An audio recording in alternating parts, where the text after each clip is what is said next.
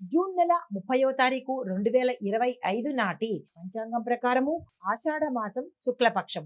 అయితే ఈ రోజు సూర్యోదయ సమయము తెల్లవారుజామున 5 గంటల 49 నిమిషాలకు, సూర్యాస్తమ సమయం సాయంత్రం 6 గంటల 50 నిమిషాలకు. ఈ రోజు తిథి పంచమి ఉదయం 9 గంటల 27 నిమిషాలకు. తదుపరి షష్ఠి తిథి ప్రవేశము. నక్షత్రం మఖా నక్షత్రము 7 గంటల 18 నిమిషముల వరకు. తదుపరి పుబ్బా నక్షత్ర ప్రవేశము. ఈరోజు వర్జము మధ్యాహ్నం 3 గంటల 51 నిమిషాల నుంచి సాయంత్రం 5 గంటల 33 నిమిషాలకు. దుర్ముహూర్త సమయం మధ్యాహ్నం 12 గంటల 45 నిమిషాల నుంచి మధ్యాహ్నం 1 గంట 37 నిమిషముల వరకు. తిరిగి మరల మధ్యాహ్నం 3 గంటల 22 నిమిషాల నుంచి సాయంత్రం 4 గంటల 14 నిమిషాల వరకు. అయితే ఈరోజు బ్రహ్మముహూర్త సమయము తెల్లవారుజామున 4 గంటల 13 నిమిషాల నుంచి తెల్లవారి 5 గంటల 1 నిమిషం వరకు. అభిజిత్ ముహూర్తము మధ్యాహ్నం 11 గంటల 53 నిమిషాల నుంచి మధ్యాహ్నం 12 గంటల 45 నిమిషముల వరకు. ఇది నేటి పంచాంగం. నమస్తే. జూన్ నెల 30వ తారీఖు 2025 నాటి మేషాది ద్వాదశ రాశుల వారికి గ్రహస్థితులు ఎలా ఉంటున్నాయి, ఆ గ్రహాలు ఇచ్చే ఫలితాలు ఎలా ఉండబోతున్నాయి అనే అంశంలో ముందుగా మేషరాశి వారికి. మేషరాశి వారి యొక్క గ్రహస్థితి చంద్రుడు మకరంలో 10వ స్థానంలో సంచారం చేస్తున్నాడు. మంగళుడు కర్కాటకంలో సంచారం చేస్తున్నాడు. దీని యొక్క ఫలితాలు అధికారులతో కలిసి వస్తుంది. కొత్త పనులకు ఆహ్వానం పలకవచ్చు. అయితే పరిహారంగా మంగళవారం రోజు ఓం అంగారకాయ నమః అనే జపం చేసుకుంటూ ఎర్రని వస్త్రాన్ని ధరించి దానంగా ఇచ్చినట్టయితే శుభ ఫలితాలు పొందవచ్చు. తదుపరి రాశి వృషభ రాశి. ఈ రాశి వారి యొక్క గ్రహస్థితి చంద్రుడు మకరంలో 9వ స్థానంలోను, శుక్రుడు లగ్నంలో సంచారం చేయడం వల్ల ఫలితాలు ప్రయాణ యోగం ఉంటుంది. దైవానుగ్రహం కలుగుతుంది. విద్యార్థులకు సానుకూలంగా ఉండబోతోంది. అయితే మీకు చెప్పదగిన పరిహారము, ఈరోజు తెల్లని వస్త్రాలను ధరించి అమ్మవారికి అంటే లక్ష్మీ అమ్మవారికి పూజ చేసుకున్నట్టయితే కనుక సానుకూలమైన ఫలితాలు పొందుతారు. తదుపరి రాశి మిథున రాశి. ఈ రాశి వారి యొక్క గ్రహస్థితి చంద్రుడు 8వ స్థానంలోను, బుధుడు మిథునంలోను సంచారం చేయడం వల్ల ఫలితాలు ఆరోగ్య పరిరక్షణ చాలా ఎక్కువగా చూసుకోవాల్సిన పరిస్థితి. చిన్న చిన్న చికాకులు, మనశ్శాంతి కలగకపోవడము, అనారోగ్య సమస్యలు తీవ్రంగా ఉండడము. పెట్టుబడులకు ఇది అనువైన సమయం కాదు. తదుపరికి పోస్ట్ పోన్ చేసుకోండి.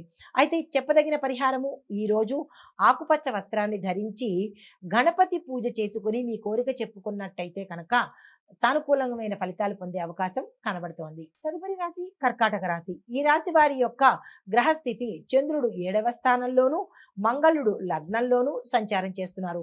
ఈ సంచార ఫలితాలు దాంపత్యము, భాగస్వామ్యంలో పురోగతి కనబడుతుంది. శుభ ఫలితాలను పొందుతారు.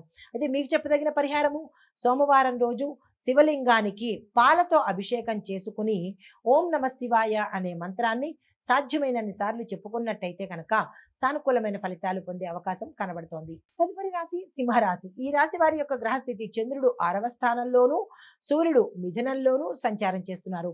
ఈ సంచార ఫలితాలు వ్యాధుల నుంచి విముక్తి ఈ రోజు మీకు కనబడుతుంది. సర్వత్రా సానుకూలమైన పరిణామాలు చోటు చేసుకుంటున్నాయి. మీకు చెప్పదగిన పరిహారము, ఆదిత్య హృదయం చదువుకోండి.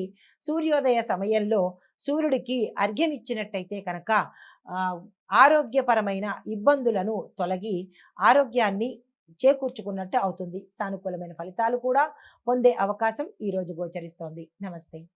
తదుపరి రాశి కన్యా రాశి. ఈ రాశి వారి యొక్క గ్రహస్థితి చంద్రుడు 5వ స్థానంలోను, బుధుడు 10వ స్థానంలోను సంచారం చేస్తున్నారు. ఈ సంచార ఫలితాలు విద్యార్థులకు ఇది శుభ సమయంగాను, ప్రేమలో విజయం సాధించడము, ఉద్యోగస్తులకు ప్రమోషన్స్ రావడము, వ్యాపారస్తులకు అనుకూలమైన సమయము. మీకు చెప్పదగిన పరిహారము, విష్ణు పూజ చేసుకొని పసుపు పువ్వులను స్వామివారికి సమర్పించినట్టయితే విశేషమైన ఫలితాలు పొందుతారు. నమస్తే. తదుపరి రాశి తులారాశి. ఈ రాశి వారి యొక్క గ్రహస్థితి చంద్రుడు 4వ స్థానంలోను, శుక్రుడు 8వ స్థానంలోను సంచారం చేయడం వల్ల ఫలితాలు ఇంట్లో మానసిక ప్రశాంతత ఏర్పడుతుంది. గృహ విషయాలలో శుభవార్తలు వినే అవకాశం ఉంది. అన్నిటా జయం కలిగే అవకాశం కనబడుతోంది. పెట్టుబడులకు అనుకూలమైన సమయము. మీకు చెప్పదగిన పరిహారము, దుర్గా అమ్మవారి ఆలయ సందర్శనం చేసుకొని పసుపుతో అర్చన చేసినట్టయితే కనుక విశేషమైన సానుకూలమైన ఫలితాలు పొందే అవకాశము గోచరిస్తోంది. నమస్తే.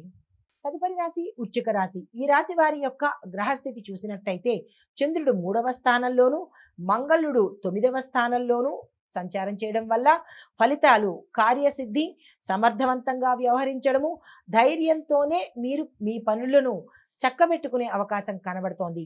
అయితే మీకు చెప్పదగిన పరిహారము, మంగళవారం రోజు ఈ రోజు కూడా ఆ హనుమంతుడి ఆలయ దర్శనం చేసి స్వామివారికి వడమాలను సమర్పించినట్టయితే మంచి ఫలితాలను పొందే అవకాశం కనబడుతోంది.